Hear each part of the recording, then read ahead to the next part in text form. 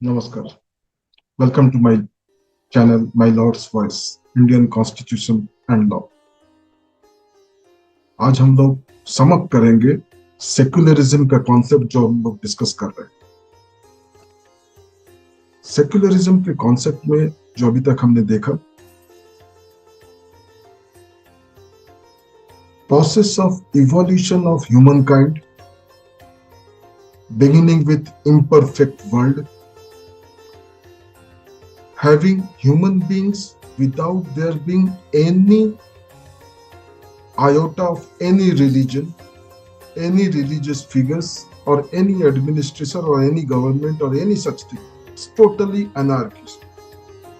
This was the world which we call imperfect world.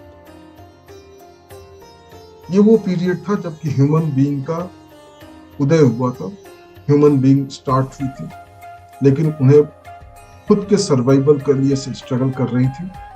कोई established mechanism नहीं था, कोई सोसाइटी नहीं थी, कोई कंट्री नहीं थी, कोई रिलीजन नहीं था, कुछ भी नहीं। ये वो पीरियड है इम्परफेक्ट वर्ल्ड जिसको बोलते हैं। वहां से इन चीजों को समझना जरूरी है, कॉन्सेप्ट ऑफ सेक्युलरिज्म को समझने के। उस इम्परफेक्ट वर्ल्ड में जब आप जाते हैं कॉन्सेप्चुअली और इमेजिनरी तरीके से, तो आप देखते हैं कि ह्यूमन बीइंग्स हैं, उनको हर चीज के लिए स्ट्रगल करना पड़ रहा है, काफी सफरिंग्स है, काफी दुख में है। कब क्या हो जाएगा उन्हें पता नहीं है। उन्हें सीखने के लिए भी दुखों से और फीलिंग से होकर गुजरना पड़ता है। जैसे अचानक एक फीलिंग होती है जिसे वो समझते हैं कि ये, बाद में सीखते हैं उससे कि ये भूख है। उसी तरीके की दूसरे टाइप की एक फीलिंग होती है जिससे वो समझते हैं कि ये प्यास है। फिर समझते हैं कि ठंड का सीजन है, गर्मी का सीजन है, बरसात का सीजन है। इस तरीके से चीजों को वो एक्सपीरियंस से सीखते हैं। कोई ऑर्गेनाइज्ड स्ट्रक्चर नहीं है सोसाइटी का। ये वो एक फेज है इम्परफेक्ट वर्ल्ड का जो फेज है। फिर धीरे धीरे इन्हीं कुछ लोगों में से एक कुछ एनलाइटेंड लोग होते हैं जिसे हम इनकार्नेशंस भी बोलते हैं। वो उन जनरल पब्लिक को सिखाते हैं कि सफरिंग्स से कैसे बचा जाए, सफरिंग्स से कैसे बाहर निकला जाए। और इन इनकारनेटेड लोग, एनलाइटेंड लोगों ने ही आगे चल करके अपने अपने सेक्ट्स स्टैब्लिश किए, जो कि फ्यूचर में रिलीजन के नाम से जाते, रिलीजन के कॉन्सेप्ट के रूप में इसका इवोल्यूशन हुआ। तो इम्परफेक्ट वर्ल्ड के में इंडिविजुअल्स, उनकी सफरिंग्स एंड देन सफरिंग्स से कैसे बाहर निकला जाए, इसमें कुछ कंट्रीब्यूशंस आया इनलाइटेंड लोगों का, इनलाइटेंड इनकारनेशंस का। वही आगे चल करके फेथ में डेवलप होता है एंड फेथ के बाद वो रिलीजन का कॉन्सेप्ट आता है। रिलीजन जब आता है देन इन दैट केस एक स्टेप और आगे बढ़ते हैं हम लोग process of evolution of Mankind में, तो किंग का कॉन्सेप्ट आता है। तो king and religion means king and church western concept में एक स्ट्रगल होता है। फिर मैनकाइंड जो थोड़ा सा अब रिलैक्स्ड मोड में आई, जिन्हें पता चल गया साइंटिफिक कुछ इन्वेंशंस हो गए, कुछ एक नॉर्मल सी लाइफ जीने का कुछ बेसिक एमिनिटीज आ गई, तरीके आ गए, कुछ सीख लिया, कुछ इन्वेंशंस हो गए। उस स्टेज पर रिफॉर्मर्स आए और रिफॉर्मर्स ने कहा कि किंग को लिबरेट करो चर्च से। तो जब किंग को चर्च से लिबरेट करने की बात आई, उसका मतलब ये हुआ कि जो रिलीजियस इंपैक्ट और रिलीजियस ग्रिप था सोसाइटी पर, रिलीजियस इंस्टीट्यूशंस का, जो काम कर रहे थे इनलाइटेंड सोल्स और इनलाइटेंड इनकारनेशंस के नाम पर, तो उनके जो फॉलोअर्स थे, जो चर्च के फॉलोअर्स थे, रिलीजन के फॉलोअर्स थे, उन्होंने इन रिफॉर्मर्स को, जो ये बोल रहे थे कि किंग को चर्च से अलग करना है, लिबरेट कराना है, इन रिफॉर्मर्स को उन्होंने कहा कि अगर आप लिबरेट कराने की बात करते हैं, मीन्स आप मैनकाइंड को उस इम्परफेक्ट वर्ल्ड में ले जाना चाहते हैं, और उस इम्परफेक्ट वर्ल्ड को चर्च के सपोर्टर्स ने सेक्युलर वर्ल्ड कहा। secluded life where there was no religion, no establishment, nothing. तो यहां से वो कॉन्सेप्ट सेक्युलर का आता है कि सेक्युलर चर्च एंड किंग का जो स्ट्रगल हो रहा है, उस पीरियड में जो चर्च के सपोर्टर्स हैं वो सेक्युलर वर्ल्ड, उस इम्परफेक्ट वर्ल्ड को बोलते हैं जहां पर कोई रिलीजन नहीं है, कोई सोसाइटी नहीं है, कोई गवर्नमेंट नहीं है, totally imperfect world with full of anarchy and human beings are suffering like anything. तो इस तरीके से फर्स्ट टाइम ये कॉन्सेप्ट आता है सेक्युलर का। लेकिन ओवर द पीरियड जब रिफॉर्मर्स भी उसको लेकर के रिसर्च करते हैं, रिफॉर्मर्स भी उसको रिफॉर्म्ड फॉर्म में उस कॉन्सेप्ट को लेकर के आते हैं कि चलो उस पीरियड में कोई स्टैब्लिश्ड मैकेनिज्म नहीं था, सोसाइटी नहीं थी, कोई किंग नहीं था, इसलिए वो सफरिंग्स का पीरियड था, इम्परफेक्ट वर्ल्ड था। Now there is a king, now there is a administrative setup. तब उन्होंने ये प्रोपाउंड किया कि उस पीरियड का वो कॉन्सेप्ट कि रिलीजन का कोई रोल नहीं था इंडिविजुअल के लाइफ, और इंडिविजुअल्स जो है कुछ भी नहीं पता था रिलीजन, और न ही उन, इसलिए जब पता ही नहीं था तो उनके ऊपर में कोई इंटरफेरेंस करने का सवाल ही नहीं उठता। तो जो एलिमेंट ऑफ नॉन इंटरफेरेंस जो एक अनचाहे तरीके से प्रिमिटिव वर्ल्ड में, इम्परफेक्ट वर्ल्ड में था, क्योंकि रिलीजन के बारे में पता ही नहीं था, तो रिलीजन के इंटरफेरेंस के बारे में कहां से कोई सवाल ही नहीं उठता। तो नॉन इंटरफेरेंस बाय रिलीजन का जो कॉन्सेप्ट था उस इम्परफेक्ट वर्ल्ड में, उसको वो लेकर के आए कि इंडिविजुअल के लाइफ में नॉन इंटरफेरेंस ऑफ रिलीजन होगा फ्रॉम किंग्स पर्सपेक्टिव। मतलब राजा जो है इंडिविजुअल के रिलीजियस फ्रीडम्स को इंटरफेयर नहीं करेगा हर। तब ये जो नया कॉन्सेप्ट है सेक्युलरिज्म में, उसमें दो चीजें डाली। पहला चीज तो वो था जो शुरू से ही कि उस प्रिमिटिव वर्ल्ड में, इम्परफेक्ट वर्ल्ड में था कि इंडिविजुअल को नॉलेज ही नहीं था रिलीजन का, तो रिलीजियस इंटरफेरेंस नहीं हो सकता था। तो रिलीजियस इंटरफेरेंस का ना होना वो एक कॉन्सेप्ट आया, लेकिन साथ में ऐड किया गया कि इंडिविजुअल्स का रिलीजियस फ्रीडम होगा कि वो कौन से फेथ को फॉलो करना चाहता है, प्रोपेगेट करना चाहता है, प्रोफेस करना चाहता है। तो वो फंडामेंटल राइट की तरह से मॉडर्न कॉन्सेप्ट में उनको दिया गया, और साथ में ये प्रोटेक्शन दिया गया कि कोई भी आपको इस राइट को इन्फ्रिंज नहीं करेगा, कोई किंग की तरफ से हो, कोई भी आपको इस राइट को इन्फ्रिंज नहीं करेगा। और थर्ड कि किंग का अपना कोई रिलीजन नहीं है। तो ये तीन बेसिक कॉन्सेप्ट्स जो है, ये जो किंग एंड चर्च का जो स्ट्रगल हुआ उससे ये निकल कर गया। First, individual will have a right to follow their own religion. Individual will have the absolute freedom and liberty to follow their own religion. Second, individuals will have a right to be protected by king or government in case somebody or any authority infringes upon the right of the individual or freedom of the individual to follow their own religion or to follow their own beliefs. And third, king or government will not have any religion on their own.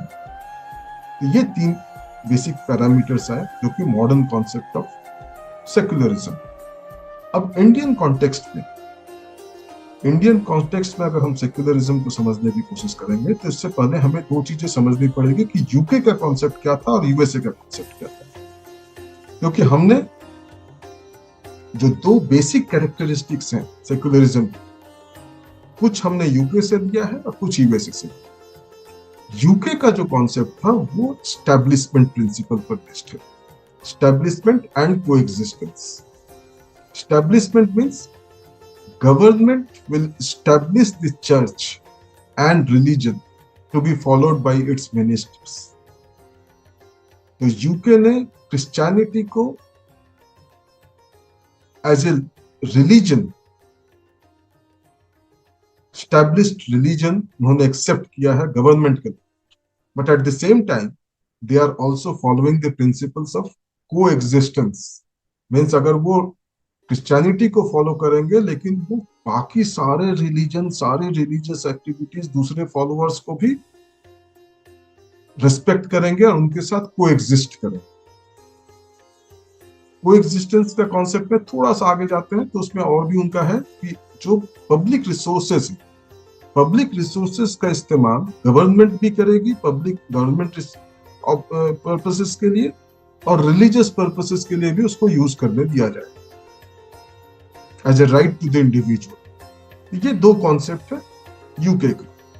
अगर आप ध्यान दें तो UK से जो establishment principal है, मतलब government ने एक रिलीजन को स्टैब्लिश किया, एक चर्च स्टैब्लिश किया और रिलीजन को एक्सेप्ट किया कि ये हमारा स्टेट का रिलीजन होगा, वो हमने नहीं लिया।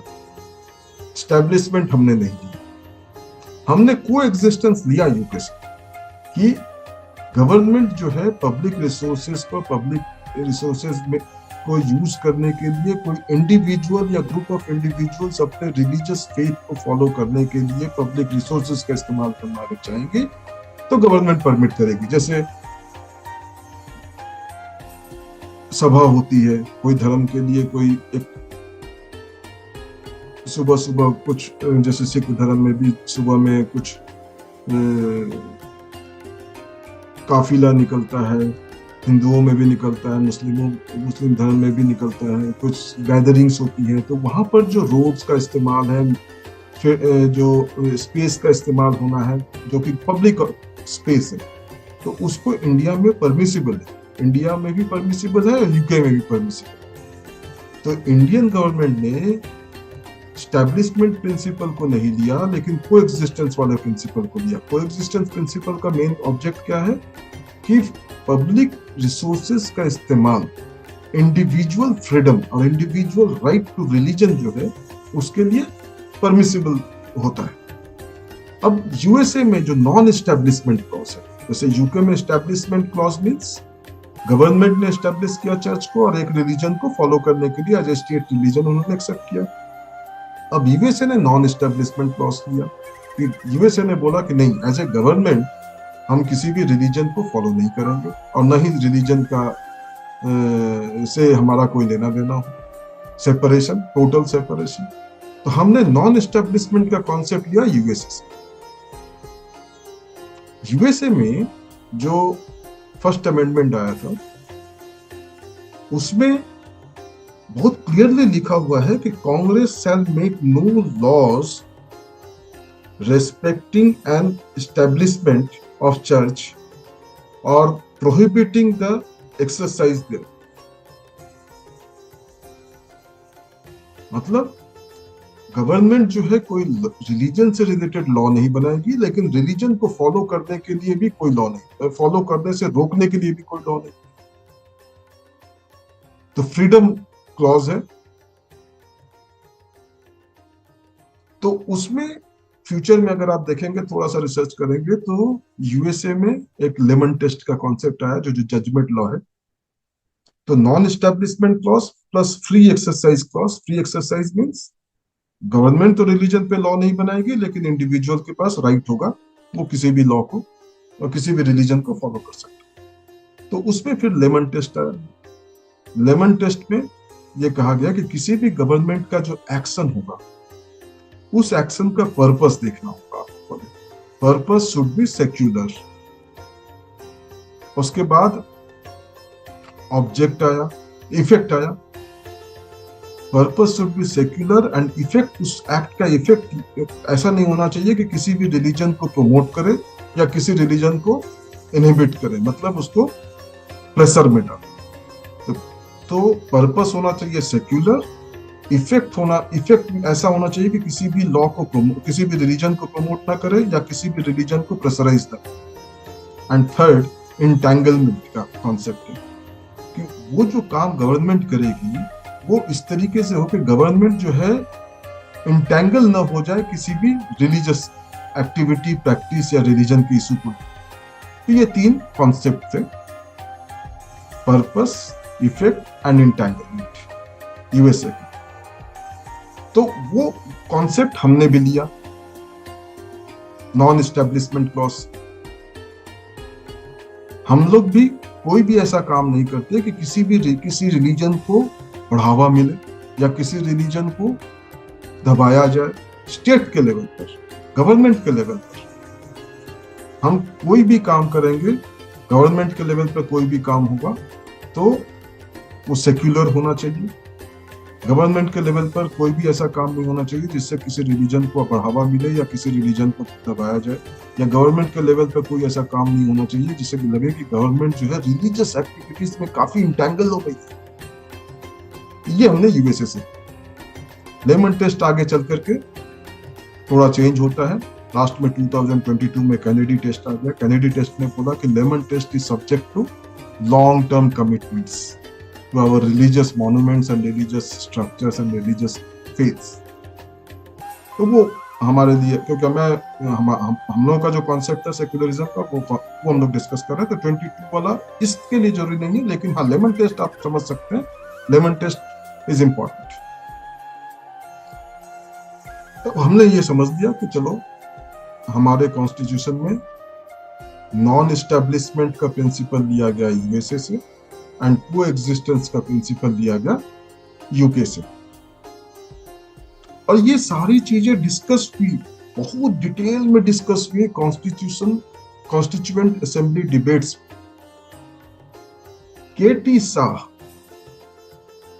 और के मुंशी, ये दो जो फिगर्स थे, इन्होंने शुरू से ही ये बोल करके चल रहे थे कि ये टर्म जो है सेक्युलर, ये हमारे कॉन्स्टिट्यूशन में आना चाहिए, प्रियम्बल में भी आना चाहिए। जानकारी के लिए आपको बता दूं, केटी शाह जो है वो रिप्रेजेंट कर रहे थे बिहार को, और केटी शाह वो शख्स थे जो आगे चल करके उन्होंने राजेंद्र प्रसाद जी के खिलाफ पहला इलेक्शन लड़ा प्रेसिडेंट पोस्ट के लिए। बहुत बड़े विद्वान थे। प्रेसिडेंट पोस्ट के लिए उन्होंने इलेक्शन जब हुआ था तो राजेंद्र प्रसाद जी के मेन ओपोनेंट केटी शाह जी थे। केटी शाह जी चुनाव हार गए थे, लेकिन केटी शाह जी थे। के मुंशी जी ने भी बोला कि सेक्युलर वर्ड को डालो, गुजरात से आते हैं, बहुत विद्वान। उनके जो लिटरेचर्स हैं वो मैं थोड़ा सा अभी पढ़ना शुरू किया था, तो मैंने देखा it's a very deep. Bharatiya Vidya Bhavan का नाम सुना होगा, उन्होंने स्टार्ट किया था, मुंशी जी ने, के मुंशी। तो इन दोनों ने बोला कि सेक्युलर वर्ड को डालो, कॉन्स्टिट्यूशन में डालो। लेकिन जब बात आई कि क्यों डालना जरूरी क्यों है, या डालना चाहिए या नहीं चाहिए, इस पॉइंट पे दो व्यू हो गए थे।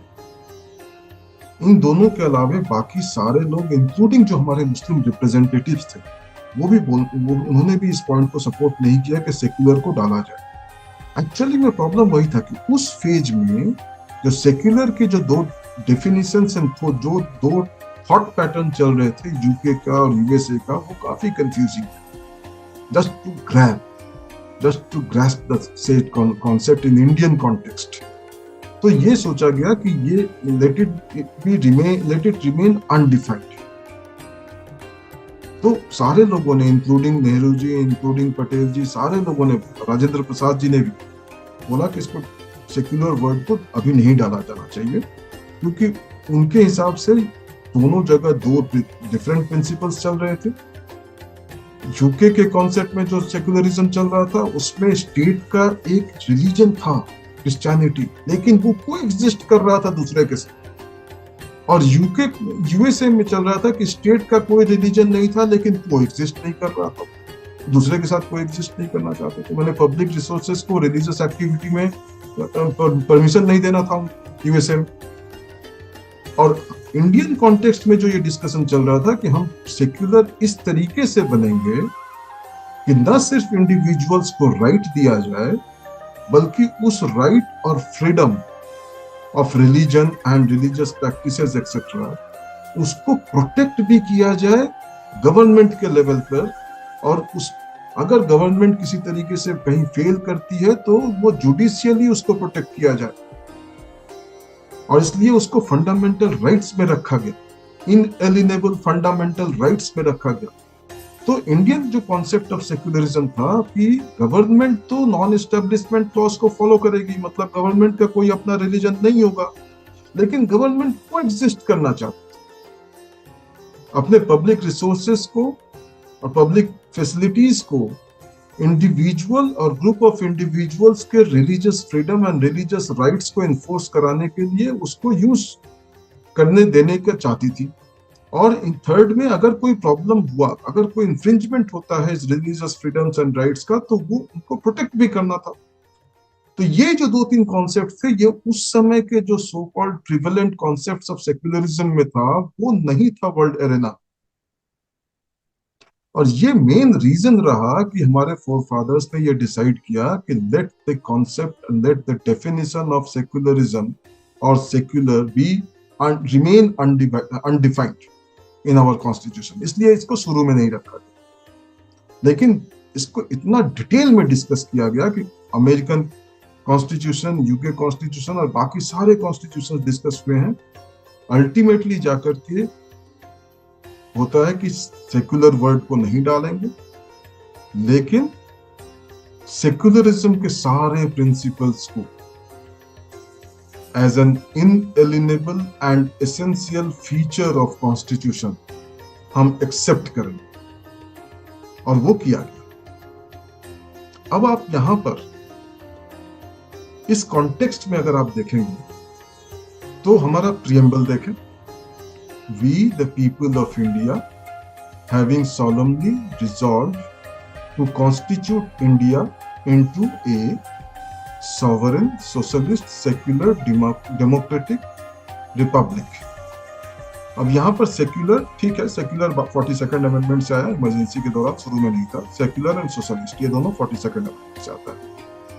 लेकिन यहाँ पर जस्ट इसको यहाँ रहने दें कौन समझने के लिए, और ये मान के चले कि ये दो अगर नहीं भी होगा तो क्या इंपैक्ट पड़ता है। Sovereign, socialist, secular, democratic Republic. अब इसमें ये रहने दीजिए, फिर भी इमेजिन कीजिए कि सोशलिस्ट एंड सेक्युलर नहीं है, तो भी क्या इंपैक्ट है? कुछ इंपैक्ट नहीं पड़ता। क्यों? क्योंकि इसके आगे चलते हैं। उसके बाद प्रियम्बल ही लिखता है, प्रियम्बल में mandate and to secure to all its citizens justice, social, economic and political, and then most important from the point of view of secularism, justice के बाद जो liberty है, liberty में thought, expression, belief, faith and worship. Now thought हो गया, expression हो गया, belief हो गया, faith हो गया, worship हो गया, ये सारे terms liberty के concept में हैं। ध्यान रखिएगा, कॉन्सेप्ट ऑफ लिबर्टी एक ऐसा कॉन्सेप्ट है लॉ में कि अगर मान लीजिए, जस्ट समझने के लिए बोल रहा हूं, कि अगर मान लीजिए कि 100 मीटर के दायरे में आपके पास लिबर्टी है, तो उस 100 मीटर के दायरे में भगवान भी नहीं घुस सकते। जब तक कि कॉन्स्टिट्यूशन लॉ बनाए, कॉन्स्टिट्यूशन के प्रिंसिपल्स के हिसाब से, मैं reasonable restrictions and public morality, public order, health and morality की बात कर रहा हूँ, जो कि अभी मैं डिस्कस करूँ, इन 3-4 ग्राउंड्स पर बन सकते हैं। Otherwise liberty means absence of total rights to any other person. तो अगर एक इंडिविजुअल, अगर आप देखेंगे अब यहाँ कि प्रियम्बल में इंडिया में सॉवरेन इंडिया होगा, सोशलिस्ट, सेक्युलर, डेमोक्रेटिक रिपब्लिक। उसके बाद बोला and to secure for all its citizens, उसमें अभी हम लोग जस्टिस हो गया, social, economic and political, and then liberty, thought, expression, faith, belief and worship, and उसके बाद इक्वालिटी, स्टेटस एंड अपॉर्चुनिटी। अब ये जो सिटीजन को ये जो राइट्स दिए गए, ये सारे राइट्स जो लिबर्टी के अंदर में जो राइट्स है, ये जो लिबर्टी के अंदर के जो कॉन्सेप्ट्स हैं, ये कॉन्सेप्ट्स बेसिकली सेक्युलर टर्म से रिलेटेड। सेक्युलर नहीं भी था तो भी ये था। अब इसमें इसके बाद सेकंड ऑब्जेक्ट ऑफ कॉन्स्टिट्यूशन क्या है?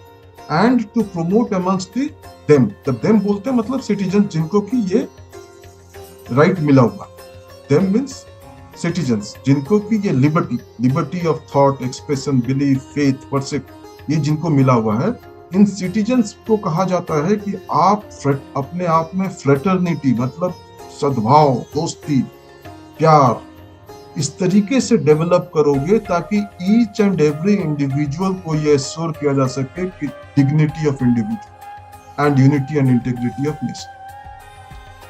तो कॉन्स्टिट्यूशन का लास्ट ऑब्जेक्ट क्या है? अंत्योदय।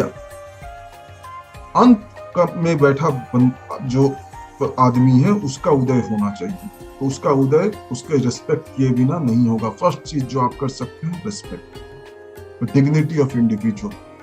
तो जब डिग्निटी ऑफ इंडिविजुअल की बात की गई और इसके लिए सारी जिम्मेदारी सिटीजन्स पर दी गई और कंट्री के ऑब्जेक्ट के रूप में लिया गया, प्राइमरी ऑब्जेक्ट। तो अगर हम डिग्निटी ऑफ इंडिविजुअल की बात करेंगे तो अगर इंडिविजुअल को हम फॉलो कर लें तो सारे रिलीजन के लोग, सारे धर्मों को मानने वाले, सारे संप्रदाय जात को मानने वाले लोग इसमें आ जाते हैं। तो अगर ये ऑब्जेक्ट हो गया तो सेक्युलरिज्म का कॉन्सेप्ट अपने आप ही पूरा हो जाता है। लेकिन इसके बाद राइट दिया गया, फंडामेंटल राइट्स में जाएंगे तो आर्टिकल 15 में है कि state shall not discriminate only on the ground of, बहुत सारी चीजें हैं उसमें, एक रिलीजन, कि रिलीजन के ग्राउंड पर स्टेट डिस्क्रिमिनेट नहीं करेगी, किसी से भेदभाव नहीं करेगी। तो 15 में वो राइट मिला, 14 में वही राइट, 14 में इक्वालिटी मिलता है हर माइनॉरिटी को एज ए पर्सन। तो 15 का राइट सिटीजन्स के लिए है। तो 15 का जो राइट है वो प्रीएम्बल के फर्स्ट पार्ट से रिलेटेड है, जो and to secure all its citizens. उसके बाद जो लिबर्टी है वो 15 से रिलेटेड है। लिबर्टी में जो जितने भी 5 कॉन्सेप्ट्स हैं वो आर्टिकल 15 से। लेकिन अब यहां से आप सीधा 25 में चले, 25(1), तो वो जो कॉन्सेप्ट है वो फिर इंडिविजुअल से रिलेटेड है, जो कि डिग्निटी ऑफ इंडिविजुअल की बात आती है। अब यहाँ पर इंपॉर्टेंट क्या है कि जब 25 को आप देखेंगे तो ये एक्स्ट्रा कुछ टर्म्स यूज करती है। ये है कि freedom of conscience and free profession, practice and propagation of religion, subject to public order, morality and health, public order, morality and health, and to other provisions of this part, all persons। अब यहां देखिए person लिखा हुआ है, citizen नहीं लिखा हुआ। अब ये पर्सन रिलेट करेगा प्रीएम्बल के सेकंड पार्ट से, जहां पर कि डिग्निटी ऑफ इंडिविजुअल की बात हो रही है। अब वो डिग्निटी ऑफ इंडिविजुअल कहां से आएगा? वो सिटीजन्स को कहा गया है जिनको की लिबर्टी दिया गया है, liberty of thought, expression, belief, faith and worship. Citizens को जो 5 चीजें दी गई हैं और उन सिटीजन्स को कहा गया है कि आप भाईचारा, प्यार, सद्भाव, फ्रेटर्निटी इस तरीके से बढ़ाओगे कि इंडिविजुअल का डिग्निटी श्योर हो। तो इंडिविजुअल का डिग्निटी जो सेकंड पार्ट, लास्ट पार्ट में जो प्रीएम्बल में है वो आता है 25 से रिलेटेड। अब यहाँ पर है कि यहाँ पर देखिए पर्सन है, वहां इंडिविजुअल है, और प्रीएम्बल के सेकंड पार्ट में सिटीजन है जो कि आर्टिकल 15 में है कि डिस्क्रिमिनेट नहीं, कोई सिटीजन में डिस्क्रिमिनेशन नहीं होगा रिलीजन के कारण। तो अब यहाँ पर है कि all persons are equally entitled to freedom of conscience and the right freely to profess, practice and propagate religion. अब यहाँ पर रिलीजियस प्रैक्टिस की बात है। ठीक है, प्रोफेस करना और प्रोपेगेट करना, अपने धर्म को आगे बढ़ाना, वहां तक तो कोई दिक्कत नहीं। अब आते हैं प्रॉब्लम होता है कहां? जहां रिलीजियस प्रैक्टिस की बात। इस पॉइंट पर आप थोड़ा सा यहाँ आर्टिकल 26 को भी देख लीजिए। 26(2), subject to public order, morality, health, every religious denomination और any section thereof shall have a right to establish and maintain institution for religious and charitable purposes। जो माइनॉरिटीज को इंस्टीट्यूशन बनाने का हक दिया गया है, to manage its own affairs in matters of religion। अब इसमें सबको अब subject to public order morality and health every religious denomination or any section thereof. ये मतलब एज ए ग्रुप डिसाइड हो। उनको दिया गया है कि आप इंस्टीट्यूशंस बना सकते हैं for religious and charitable purposes, to manage its own affairs in matters of religion, to own and acquire movable and immovable property and to administer such property in accordance with law. अब religious practice के साथ, religious practice जो आता है article 25 में और 26B में आता है to manage its own affairs in the matter of religion. ये थोड़ा सा wider religious practice and manage its own affairs in the matters of religion। ये जो टर्म है, क्या इन टर्म को यूज करके जो वहां प्रियम्बल में जो लिबर्टी दी गई है, उस लिबर्टी से इन टर्म्स को बाहर लिया जा सकता है? मतलब लिबर्टी में जो कॉन्सेप्ट्स हैं, प्रियम्बल की बात कर रहा हूं, प्रियम्बल में जो लिबर्टीज है, liberty of thought, liberty of expression, liberty of faith, liberty of worship, liberty of belief। वो जो 5 लिबर्टीज हैं, उन लिबर्टीज के कॉन्सेप्ट्स में जो भी उसका स्कोप है, क्या हम ये बोल सकते हैं कि आर्टिकल 25 में जो प्रैक्टिस, रिलीजियस प्रैक्टिस की बात की गई है 25(1) में, right freely to profess, practice and propagate religion, freely to practice वाला जो एस्पेक्ट है, तो रिलीजियस प्रैक्टिस हो गया। और 26B में to manage its own affairs in matters of religion.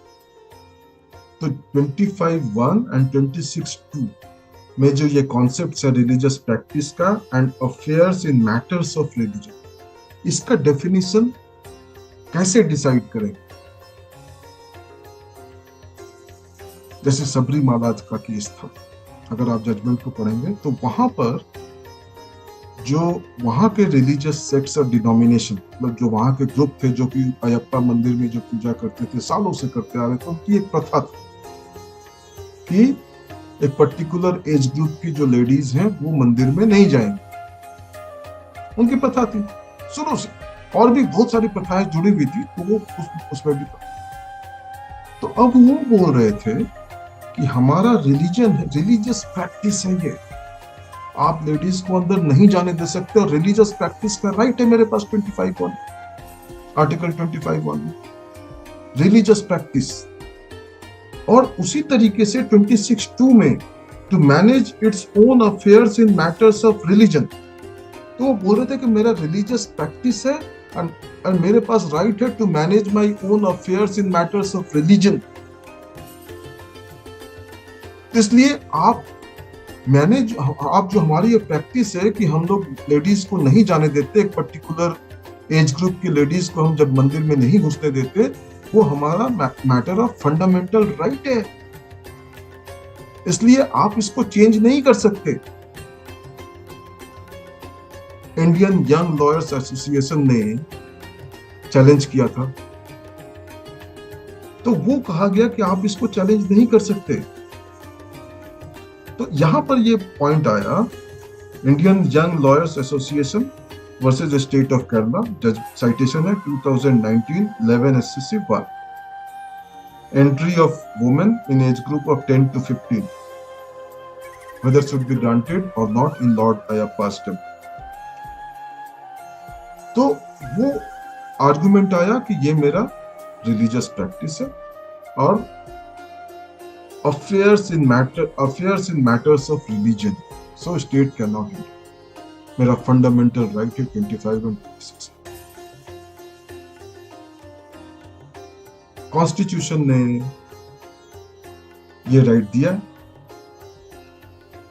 तो क्या उन लेडीज के पास, उन वुमेन के पास कोई राइट नहीं है? क्या रिलीजियस प्रैक्टिस और अफेयर्स इन रिलीजन के राइट को हम इस तरीके से यूज कर सकते हैं कि हम किसी को एक डिनाई भी करें? तो अल्टीमेटली इस जजमेंट में सुप्रीम कोर्ट ने बोला कि no, these provisions have to be read subject to the liberty given in preamble, and in preamble liberty of worship. समझिए, जब लिबर्टी ऑफ वर्शिप दिया गया है तो अभी मैंने क्या डिस्कस किया कि लिबर्टी जहां है वहां पर किसी का कोई राइट नहीं। तो ऑनरेबल सुप्रीम कोर्ट ने कहा, होल्ड किया है कि जब लिबर्टी दिया है, लिबर्टी ऑफ वर्शिप, देन उस लिबर्टी को आप आर्टिकल 25 में right to practise on in the matter और in matters of religion in terms को इस तरीके से आप एक्सपैंड नहीं कर सकते कि वो लिबर्टी मेरा खत्म हो जाए। तो लेडीज का वो जो लिबर्टी ऑफ वर्शिप है, वो एब्सोल्यूट लिबर्टी है, वो खत्म हो जाए। उस पॉइंट पे लॉ है, लेकिन उस लॉ को फिर आर्टिकल 13 के टेस्ट से गुजरना पड़ेगा। उस ग्राउंड पर लेडीज को वो राइट दिया गया। कहा गया कि रिलीजियस प्रैक्टिस और रिलीजन, ये दोनों में अंतर है।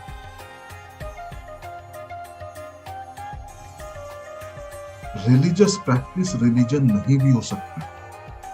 रिलीजन एक अलग कॉन्सेप्ट है एंड रिलीजियस प्रैक्टिस एक अलग कॉन्सेप्ट है। रिलीजियस प्रैक्टिस आप फॉलो करो, लेकिन religious practice and matters of religion जो है, इसको इस तरीके से आप एक्सपेंड नहीं कर सकते कि ये रिलीजन का कॉन्सेप्ट बन जाए और उसके बाद और इस तरीके से बन जाए कि प्रियम्बल में जो लिबर्टी दिया हुआ है वर्शिप का, वो इन्फ्रिंज हो जाए। हालांकि ये अभी भी लार्जर बेंच में पढ़ा हुआ है, मैटर अभी पेंडिंग है, लेकिन अभी तक का लॉ ये है।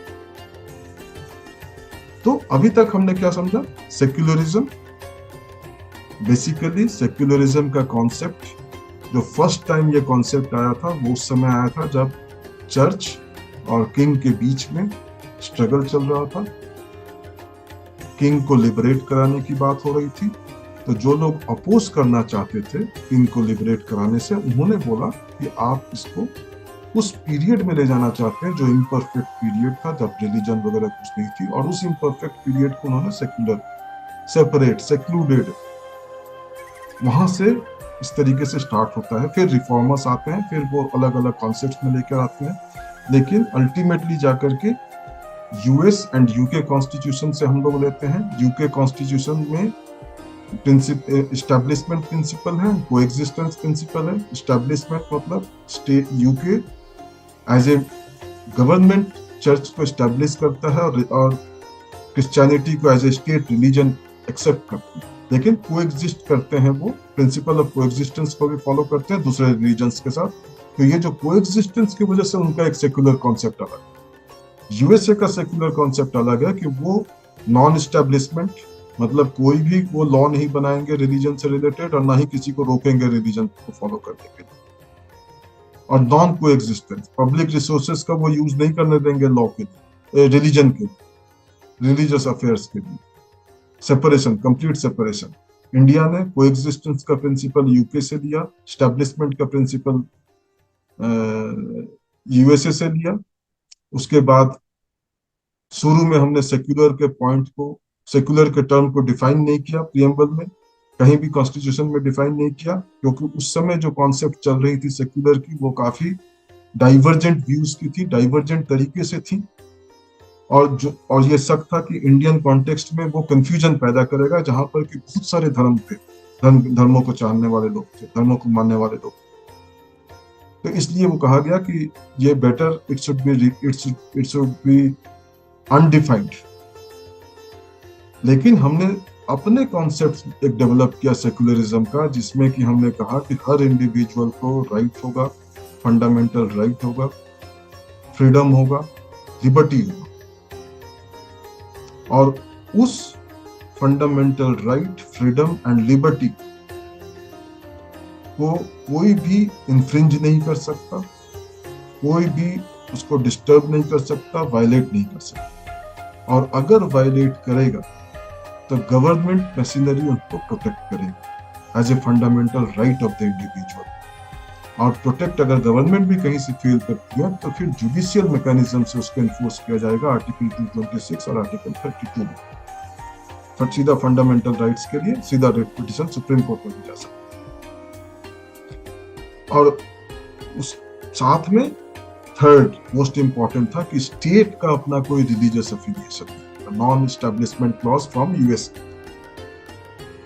लेमन टेस्ट, कोई लेमन टेस्ट अप्लाई करेंगे, कोई भी एक्ट होगा गवर्नमेंट का उसमें पर्पस सेक्युलर होना चाहिए, इफेक्ट किसी भी रिलीजन को बढ़ावा देता हुआ नहीं होना चाहिए या किसी भी रिलीजन को प्रेशराइज करता हुआ नहीं होना चाहिए, इंटेंगलमेंट कि गवर्नमेंट का कोई भी एक्शन ऐसा नहीं हो जिससे कि लगे कि कोई रिलीजियस इशू या रिलीजियस प्रैक्टिसेस के साथ वो इंटेंगल हो, ये नहीं होना चाहिए। हालांकि पब्लिक रिसोर्सेज का इस्तेमाल करने देगी गवर्नमेंट फॉर इंडिविजुअल और डिनोमिनेशंस, जिसके ग्रुप ऑफ इंडिविजुअल्स या group of followers, for their enforcement of fundamental rights to profess, practice and propagate their religion। तो ये हमारा कॉन्सेप्ट था। केशवानंद भारती, थोड़ा सा और टाइम होगा, केशवानंद भारती का जजमेंट इंडियन जुडिशरी में लैंडमार्क जजमेंट है। उन्होंने बेसिकली ये किया कि कॉन्स्टिट्यूशन के कुछ essential frameworks, essential features, fundamental conditions और बेसिक एलिमेंट्स, ये तीन कॉन्सेप्ट डेवलप हुए। Essential features, basic elements, foundational conditions, fundamental conditions. उसमें कहा गया कि जो एसेंशियल फीचर्स हैं वो अमेंडमेंट नहीं हो सकता उसका, या आप अगर कोई चीज अमेंड करते हो, यू कैन नॉट डिस्ट्रॉय। तो उसके बाद ये कह दिया गया कि secularism is a part of essential feature of constitution. Socialist को भी कह दिया गया है, सॉवरेनिटी को भी कह दिया गया है, डेमोक्रेटिक रिपब्लिक स्ट्रक्चर को भी एसेंशियल पार्ट ऑफ कॉन्स्टिट्यूशन कर दिया गया, होल्ड कर दिया गया सुप्रीम कोर्ट में। तो उसका मतलब क्या हुआ कि एसेंशियल फीचर, आप गवर्नमेंट जो है आर्टिकल 368 में अमेंडमेंट कर सकती है कॉन्स्टिट्यूशन का, लेकिन कोई भी कॉन्स्टिट्यूशन का अमेंडमेंट इस तरीके से नहीं होगा कि एसेंशियल फीचर्स जो है वो डिस्ट्रॉय हो जाए। उसमें सेक्युलरिज्म जो है वो एसेंशियल फीचर के रूप में ऑलरेडी रिकॉग्नाइज्ड है। एसआर मुंबई में भी हुआ, एसआर मुंबई केस में हुआ, फिर आपके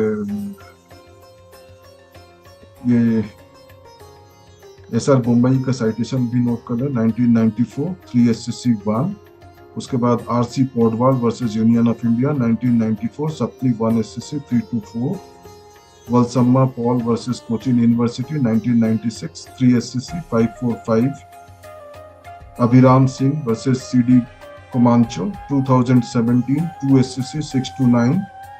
ये कॉन्सेप्ट ऑफ सेक्युलरिज्म जो है that is a part of essential feature of the constitution of India. तो इसके हिसाब से कोई प्रेफरेंशियल ट्रीटमेंट नहीं दिया जाएगा, कोई प्रेफरेंशियल स्टेटस नहीं होगा, कोई यूनिक डिस्टिंक्टिव नहीं दिया जाएगा किसी भी रिलीजन। अमीश देवगन का भी जो जजमेंट है, Amish Devgan versus union of India 2021 1SCC 1, इसमें एक इम्पॉर्टेंट एस्पेक्ट था कि जो लास्ट में हम लोग unity and integrity of nation की बात करते हैं और डिग्निटी ऑफ इंडिविजुअल की बात करते हैं, इस जजमेंट में कहा गया कि दोनों इनसेपरेबली इंटरलिंक्ड है। ये कॉन्सेप्ट मतलब इंडिविजुअल की जो डिग्निटी है वो और unity and integrity of our nation, ये दोनों एकदम इनसेपरेबली इंटरलिंक्ड है। ये नहीं हो सकता कि आप एक nation, unity and integrity of nation के तो आप रेस्पेक्ट कर रहे हैं लेकिन इंडिविजुअल की डिग्निटी को आप नहीं कर रहे। तो कॉन्सेप्ट ये है कि अगर आप इंडिविजुअल की डिग्निटी को नहीं मानेंगे तो कहीं ना कहीं unity and integrity of nation जो है वो डिस्टर्ब होता है। सो इसलिए दोनों का मानना जरूरी है, दोनों का एक साथ मानना हर सेक्युलर पर्सन के लिए जरूरी है, क्योंकि ये जो लास्ट ऑब्जेक्ट जो है, to assure dignity to individual and unity and integrity of nation, ये जो है that has to be assured by through the fraternity of the citizens who have been given the liberty of thought, expression, belief, faith and worship. तो individual, आप ये नहीं बोल सकते कि मैं बहुत बड़ा देशभक्त हूं लेकिन मैं उसे पसंद नहीं करता, उसको मैं उसकी डिग्निटी मैं नहीं करूंगा, ये नहीं चलेगा। अगर आप देशभक्त हैं तो हर इंडिविजुअल की डिग्निटी करनी पड़ेगी, अदरवाइज आप यूनिटी एंड इंटेग्रिटी से खिलवाड़ कर रहे हैं। इसीलिए मैंने पहले वीडियो में कहा था कि अगर आप सेक्युलर नहीं हैं तो आप देशभक्त नहीं हैं, अगर आप सेक्युलर नहीं हैं तो आप देशभक्त नहीं हैं। क्यों? क्योंकि अगर आप सेक्युलर नहीं हैं तो आप किसी भी जो सो कॉल्ड आपके हिसाब से कोई ऐसा धर्म के लोग, जानने वाले लोग हैं जिनको कि आप डिग्निटी नहीं देते, रिस्पेक्ट नहीं देते, अगर आप उनके रिस्पेक्ट नहीं देते तो सुप्रीम कोर्ट का जजमेंट के हिसाब से आप unity and integrity of nation को अंडर थ्रेट लाते हैं। क्यों? क्योंकि डिग्निटी ऑफ इंडिविजुअल एक टर्म है और unity and integrity of nation एक टर्म है। दोनों ऑब्जेक्ट इनसेपरेबली इंटरलिंक्ड है। इसलिए जब इनसेपरेबली इंटरलिंक्ड है तो एक को अगर आप इग्नोर करेंगे तो दूसरा भी इग्नोर हो जाएगा। इसलिए अगर आप डिग्निटी ऑफ इंडिविजुअल को इग्नोर करेंगे रिलीजन के ग्राउंड पर तो unity and integrity of nation भी इग्नोर हो जाएगा। और इसलिए मैं बोलता हूं कि अगर आप डिग्निटी ऑफ इंडिविजुअल को नहीं इंश्योर करते, एश्योर करते, तो आप unity and integrity of nation को भी थ्रेट में डालते हो, और in that case you are not a देशभक्त। क्योंकि कोई भी बंदा अपने किसी भी काम से अगर यूनिटी एंड इंटेग्रिटी को अंडर थ्रेट में लाता है तो वो देशभक्त नहीं माना जा सकता है। इसलिए अगर आप सेक्युलर नहीं हो तो आप देशभक्त नहीं हो। उम्मीद है कॉन्सेप्ट समझ में आया होगा सेक्युलरिज्म का। और जिनके भी मन में ये बात आती है कि सेक्युलरिज्म कॉन्स्टिट्यूशन के शुरुआती दौर में नहीं था, वो गलत है, पूरी तरह से गलत है। और जिनके भी माइंड में ये आता है कि कोई भी गवर्नमेंट सेक्युलर शब्द को संविधान से हटा सकती है, तो ये भी पूरी तरीके से गलत है। आप ये मान करके चलो कि कुछ ऐसे चीजें हैं जो कि संविधान से कभी नहीं हट सकती, क्योंकि वो एसेंशियल फीचर्स ऑफ कॉन्स्टिट्यूशन है। और उन एसेंशियल फीचर्स ऑफ कॉन्स्टिट्यूशन में कोई भी अमेंडमेंट से भी उसको चेंज नहीं किया जा सकता। और उसमें 2-3 चीजें बहुत क्लियर हैं। पहला, supremacy of the constitution of India. कोई भी गवर्नमेंट कभी भी अगर ये सोचती है कि मुझे संविधान बदलना है तो वो बदल ही नहीं सकती, क्योंकि वो संविधान के थ्रू आई है तो संविधान में दिए गए शक्तियों का ही इस्तेमाल करेगी। संविधान में दिए गए शक्तियों का एक ही शक्ति है, अमेंडमेंट करना। केशवानंद भारती जजमेंट ने बोल दिया है कि आप अमेंड कर सकते हो, डिस्ट्रॉय नहीं कर सकते। डिस्ट्रॉय क्या नहीं कर सकते?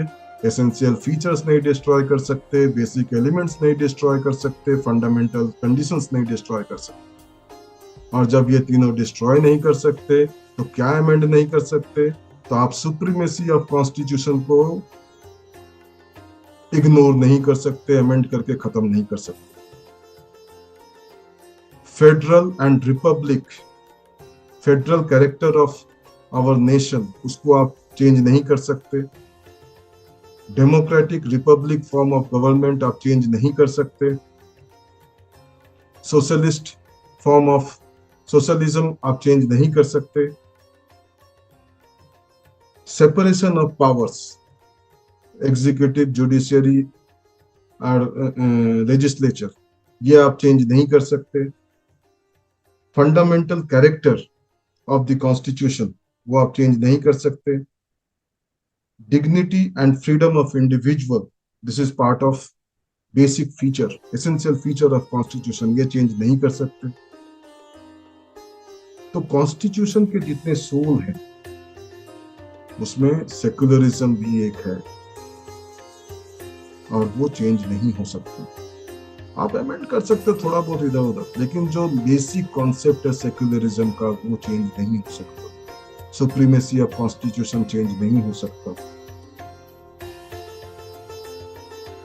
इसलिए निश्चिंत रहिए, कॉन्स्टिट्यूशन को फॉलो करते रहिए, सेक्युलरिज्म को फॉलो करते रहिए, बाकी अदर कंडीशंस जो भी संविधान में लिखे हैं उसको फॉलो करते रहिए और प्रियम्बल को बार बार पढ़िए और समझने की कोशिश कीजिए। अंत करूंगा, we the people of India having solemnly resolved to constitute India into a sovereign socialist secular democratic republic and to secure all its citizens justice, social, social, economic, and political liberty, thought, expression, belief, faith, and worship, equality of status and opportunity, and to promote amongst them fraternity to assure dignity of individual and unity and integrity of nation. Dignity of individual and unity and integrity of nation are same thing. If you don't give dignity to individual, then unity and integrity is threatened. So you'll have to give dignity to individual to ensure unity and integrity of nation. That's why if you are not a secular, you are not a Deshbhakt. Thank you. Namaskar.